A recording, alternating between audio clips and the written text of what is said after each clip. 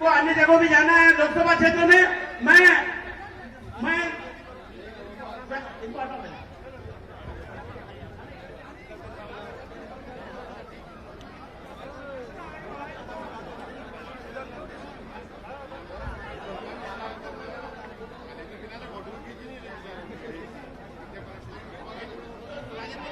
मंच पे से जल्दी भीड़ कम करें। भारत माता की, मातृश्री नर्मदे, कोटेश्वर वाले भगवान की। मैं सीधे आमंत्रित करता हूं हमारे प्रदेश के यशस्वी मुख्यमंत्री शिवराज जी चौहान जी को, जो आकर इस आम सभा को संबोधित करें। अब आपसे मुखातिब होंगे प्रदेश के मुखिया, हमारे लोकप्रिय मुख्यमंत्री शिवराज सिंह जी चौहान, आपके मुखातिब होंगे। भाई साहब, सर्वर 14 सर। हाँ सर।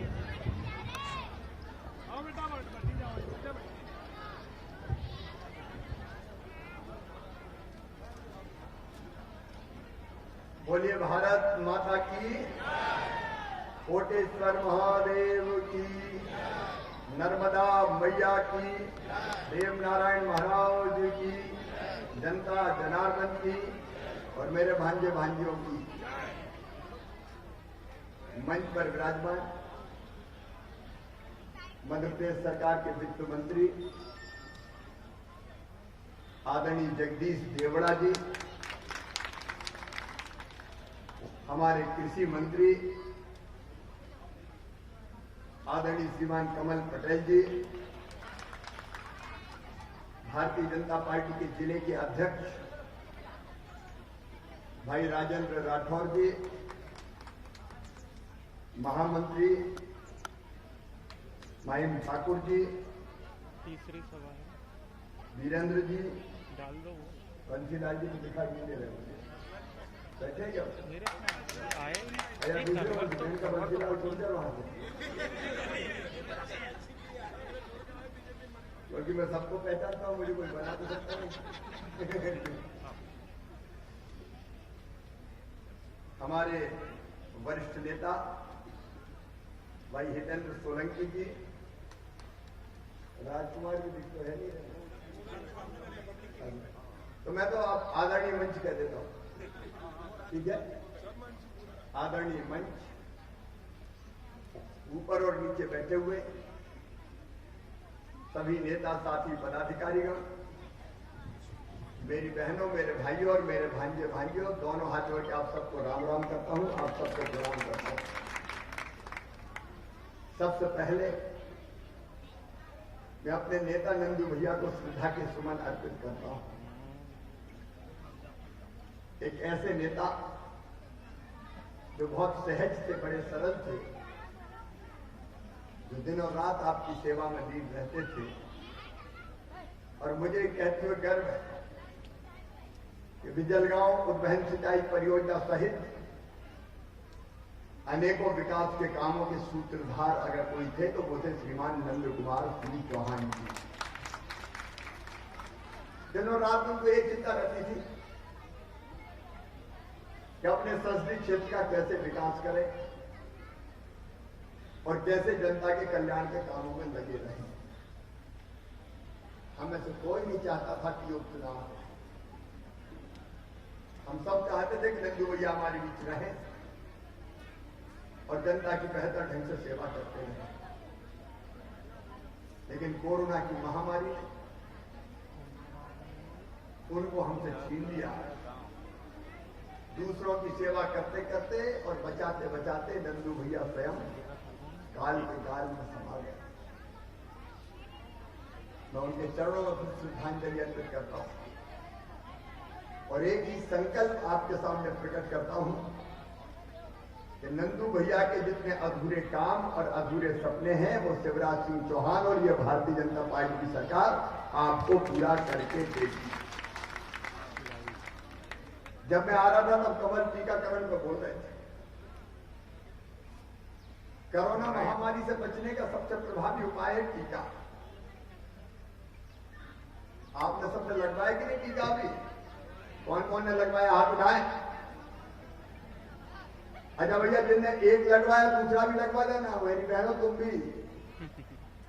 ये 2 मई सुरक्षा चक्र बनता और तीसरी लहर अगर आने से रोकी है तो कोरोना के टीके ही ने रोकी है। और मैं मोदी जी को बधाई धन्यवाद देता हूं कि आज देश में 100 करोड़ लोगों को टीका लगा दिया गया, दुनिया में सबसे ज्यादा। वैक्सीन भी बनाई। पहले ऐसी महामारी की वैक्सीन भारत नहीं बनाता था। अमेरिका में बनती थी, रूस में बनती थी, चीन में बनती थी, जर्मनी जापान में बनती थी। लेकिन मोदी जी के नेतृत्व में कमाल हुआ, हमारे वैज्ञानिकों ने वैक्सीन बना दी। मोदी जी अद्भुत काम कर रहे हैं। लेकिन मैंने सुना कल कमलनाथ दौरे पर आए थे खंडवा जिले के। वो कह रहे थे सीएम एक्टर है, शिवराज एक्टर है, एक्टर, और मोदी जी डायरेक्टर। बारे कमलनाथ। अब मैं आज पूछना चाहता हूं कमलनाथ से कि मोदी जी के डायरेक्शन में देश ने वैक्सीन बनाई, मोदी जी के डायरेक्शन में सर्जिकल स्ट्राइक करके पाकिस्तान को धूल चटाई, मोदी जी के नेतृत्व में एक वैभवशाली, गौरवशाली, संपन्न और समृद्ध भारत की स्थापना हुई। ये डायरेक्टर है, डायरेक्टर,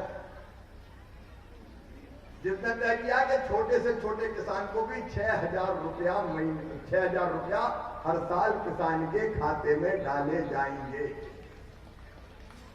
अब डायरेक्टर ने 6,000 डाले तो एक्टर ने भी सोचा कि 4,000 तू भी डाल के चौथी बार बनाए। हमने कुल मिलाकर 10,000 कर दिए। मोदी जी के नेतृत्व में कोरोना पीड़ित बहनों और भाइयों को नवंबर तक निःशुल्क अनाज देने का फैसला किया गया। मोदी जी के नेतृत्व में उज्ज्वला रसोई गैस कनेक्शन दिलवाया गया, प्रधानमंत्री आवास योजना बनी, गरीबों के कल्याण की एक नहीं अनेकों योजनाएं अगर गिनाऊंगा तो आधी रात हो जाएगी। वो तुम्हारे लिए डायरेक्टर हो गए और हम एक्टर हो गए, वारे कमेंटेटर। तुमने क्या किया जरा तुमको बताओ।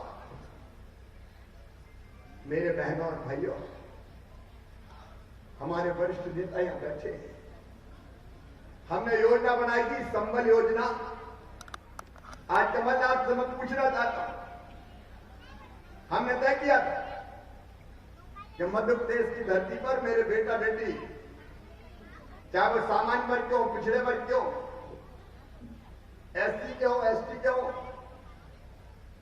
अगर पढ़ के उनका एडमिशन मेडिकल कॉलेज में भी होता है और प्राइवेट मेडिकल कॉलेज में फीस 8 लाख रुपया साल की होती है, तो उनकी वो फीस उनके मम्मी पापा नहीं भरवाएंगे, उनका मामा भरवाएगा। शिवराज सिंह चौहान, भारतीय जनता पार्टी की सरकार भरवाएगा। हमने योजना बनाई, बीच में कमलनाथ दादा आ गए, उनने बच्चों की फीस भरवाना बंद कर दी। तुमने बच्चों की फीस भरवाना बंद की, और केवल बच्चों की फीस भरवाना बंद नहीं, मेरी बहनें बैठी हैं। संबल योजना में हमने तय किया, मैं भी गांव का रहने वाला हूं। मैंने देखा कि गांव में बहन अगर बेटा बेटी को जन्म देने वाली भी होती है तो 8 दिन पहले तक मजदूरी करती है। हमने तय किया कि कम से कम महीना भर पहले से तो आराम मिलना चाहिए। हमने तय किया कि बहन बेटा बेटी को जन्म देगी तो जन्म देने के पहले 4,000 और जन्म देने के बाद 12,000, कुल 16,000 रुपया देंगे। 12,000 रुपया लड़ुआ खाने के लिए हमने योजना चालू की। कमलनाथ जी ने योजना बंद करके बहनों के मुंह से लड्डू छुड़ा लिया। इनने फीस छुड़ाई, इनने लड्डू छुड़ाया। हमने तय किया था एक्सीडेंट में अगर मौत हो जाए तो गरीब परिवार हो, चाहे और कोई हो, किसान हो, संबल योजना वालों, हमने तय किया कि 4 लाख रुपए की राशि दी जाएगी ताकि परिवार कम से कम पल जाए, बेसहारा ना हो। कमलनाथ जी तुमने वो 4 लाख रुपए छीन लिए। हमने तय किया था सामान्य मृत्यु पर 2 लाख देंगे, कमलनाथ जी तुमने 2 लाख छीन लिए। अरे और अंतिम संस्कार के लिए कफन के इंतजाम के लिए 5,000 रुपए हमने देने का फैसला किया था। कमलनाथ तुमने तो कफन के भी 5,000 छीन लिए।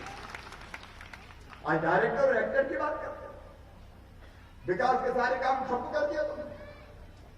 भारतीय जनता पार्टी की सरकार ने जितने विकास के काम किए, आज मैं पूछना चाहता हूं, मध्य प्रदेश की धरती पर कांग्रेस, राजा, नवाब, अंग्रेज सबने मिलकर अगर सिंचाई की तो सिंचाई की 7.5 लाख हेक्टर। और जब ये हेक्टर मुख्यमंत्री बना तो सिंचाई बढ़ा के कर दी हमने 42 लाख हेक्टर। और आज मैं फिर कह रहा हूं, किसान भाइयों, हमारी कोशिश होगी कि किसान के हर खेत में पानी पहुंचे, कोई कसर नहीं छोड़ेंगे। अभी भी हजारों करोड़ रुपए के काम हमने शुरू किए। जब तुम्हारी सरकार थी कमलनाथ जी तो पूरा प्रदेश बेहाल था, सड़कों का था पता नहीं था। अगर गाड़ियों में जाते थे तो गाड़ी खाए, हिचकोले, हड्डा पसरा सारे डोले, याद आ गए शंकर भोले। गाड़ी टूटने के साथ साथ शरीर भी ब्रेक हो जाता था। हमने चारों तरफ सड़कों का जाल बिछाया। हम एक्टर हैं और मोदी जी डायरेक्टर है। कमलनाथ जी, कांग्रेस इसलिए दुर्गति को प्राप्त हो रही है, अरे ये डायरेक्टर है, नरेंद्र मोदी जी जो देश को चला रहे हैं। कांग्रेस घट के 50 सीटों पे आ गई और कई जगह तो पट्टी साफ हो गया, पता ही नहीं चला। वहां राहुल भैया बैठे और यहां कमलनाथ। कांग्रेस में तो सब कुछ कमलनाथ ही। मुख्यमंत्री बने तो कौन? कमलनाथ। नेता प्रतिपक्ष बने कौन? कमलनाथ। कांग्रेस का अध्यक्ष बने कौन? कमलनाथ। स्टार प्रचारक कौन? कमलनाथ। युवाओं के नेता कौन? नकुलनाथ। और बाकी कांग्रेस हो गई अनाथ। अब अरुण भैया पता नहीं क्या ढुकरिया चिल्ला रहे, मुझे समझ में नहीं आता। आप बताओ, चुनाव का मुद्दा ढुकरिया है क्या? मैं जनता से पूछा हूं, ढुकरिया कोई चुनाव का मुद्दा है क्या? अरे बोल के बताओ, ढुकरिया मुद्दा है क्या चुनाव का? ये एक्टर, डायरेक्टर, ढुकरिया।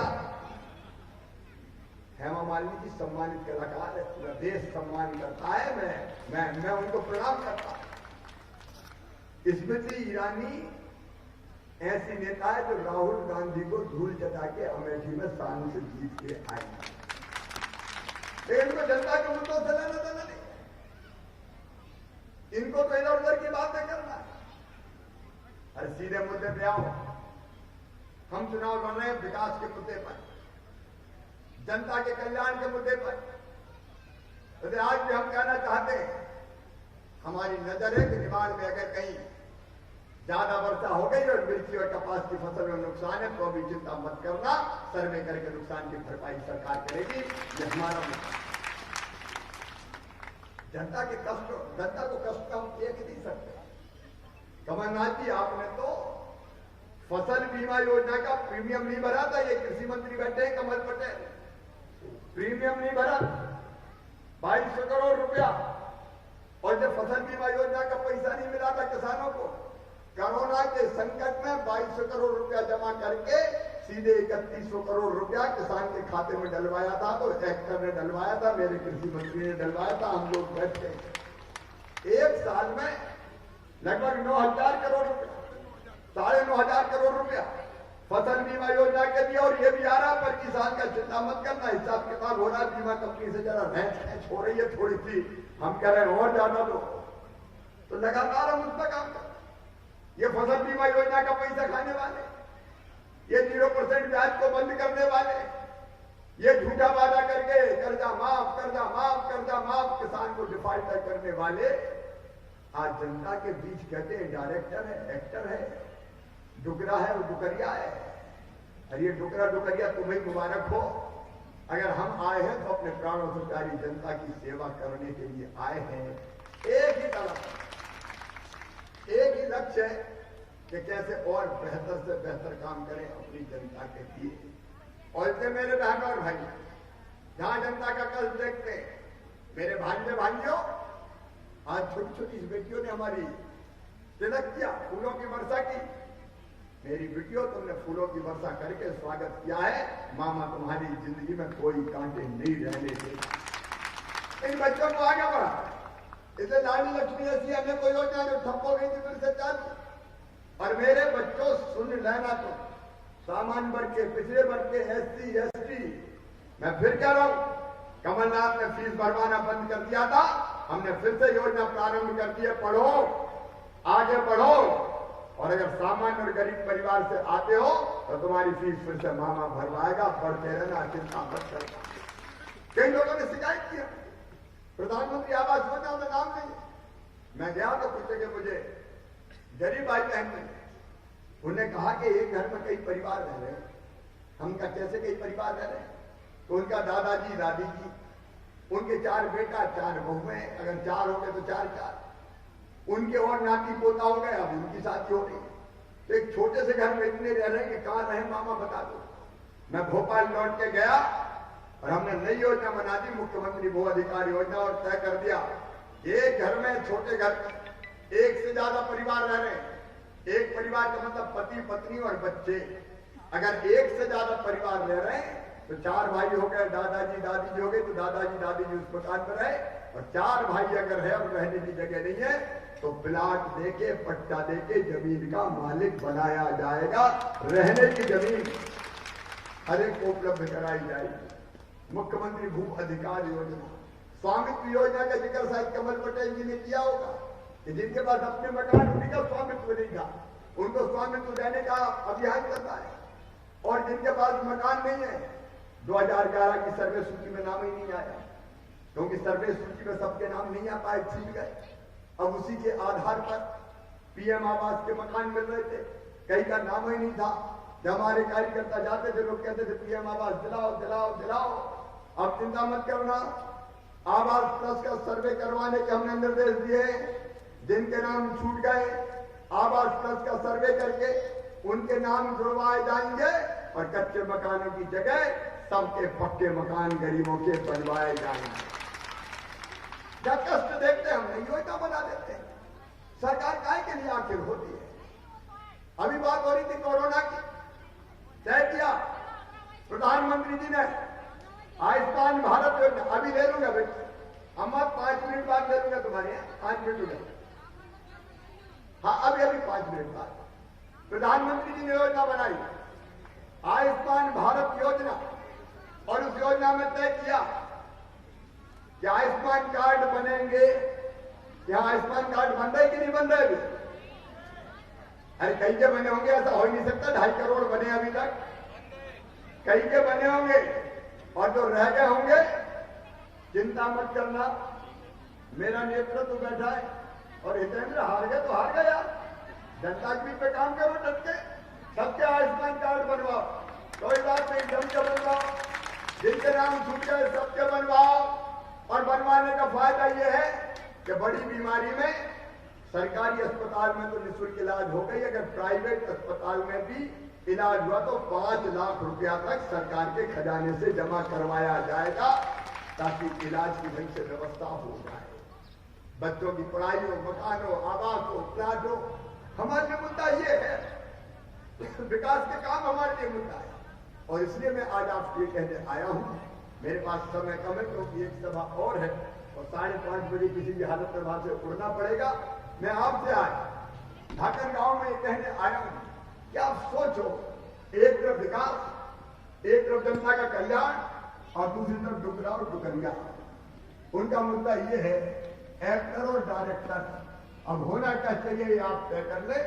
मैं आपसे ये प्रार्थना करने आया हूं, भाषण में घंटों दे सकता हूं कि देखिए, अपने क्षेत्र के विकास के लिए ये 2 साल आप बर्बाद मत कीजिए। भारतीय जनता पार्टी विकास कर सकती है। बताओ कांग्रेस कुछ करेगी क्या? अरे जोर से बताओ, करेगी क्या? कुछ है ही नहीं, ना दिल्ली में है ना भोपाल। न ढोल में न मदरिया, क्या करें? जब थे तब कुछ नहीं किया, अब तो कुछ है ही नहीं तो क्या करेंगे? इसलिए 2 साल बर्बाद नहीं होने देना है, विकास की गंगा बहाना है, जनता के कल्याण के काम करना है। और इसलिए मेरी आप सबसे अपील है, ज्ञानेश्वर पाटिल हमारे उम्मीदवार, ज्ञानेश्वर भी नंदू भैया के निकट सहयोगी, छोटे नंदू भैया ही लोग उनको कहते हैं, नंदू भैया की छाया है। हर्षवर्धन हमारा बेटा है, हर्षवर्धन का हम ध्यान रखेंगे, उस परिवार का ध्यान रखने की जवाबदारी हमारी है, पूरे परिवार का ध्यान रखेंगे। नंदू भैया का परिवार हमारे बहुत मायने रखता है। टिकट ज्ञानेश्वर को दिया, ज्ञानेश्वर हमारा बहुत समर्पित कार्यकर्ता है, नंदू भैया के साथ काम किया, भारतीय जनता पार्टी के निष्ठावान कार्यकर्ता। और इससे मेरी आप सबसे अपील है, आप सब कमल के फूल की बटन दबाएं, भारतीय जनता पार्टी को जिताएं, ज्ञानेश्वर पाटिल को अपना सांसद बनाएं और विकास की जवाबदारी भारतीय जनता पार्टी को, मामा जी को और माननीय मोदी जी को सौंप जाएं। बोलिए सब तैयार हैं? पीछे तक जरा ढंग से बताएं, सब तैयार हैं? कमल के फूल के बटन दबाएंगे? देखो मेरी भांजे कितनी जोर से बोल रही, भारतीय जनता पार्टी को जिताएंगे। तो आइए आज संकल्प लें कि हमारे ढाकर गांव और आसपास के क्षेत्र से भी भारतीय जनता पार्टी ही जीतेगी और हम सब जिताने में कोई कसर नहीं छोड़ेंगे। तैयार है? तो अपने अपने स्थान पर खड़े होके संकल्प लेंगे आज भारतीय जनता पार्टी को जिताने का, कमल के फूल की बटन दबाने का। और संकल्प लेने के लिए हमारे साथ दोनों हाथ ऊपर उठा के, दोनों मुट्ठी बांध के, भारत माता की जय बोल के भारतीय जनता पार्टी को जिताने का संकल्प लेंगे। बोलिए भारत माता की, भारत माता की, नर्मदा मैया की, हर हर नर्मदे।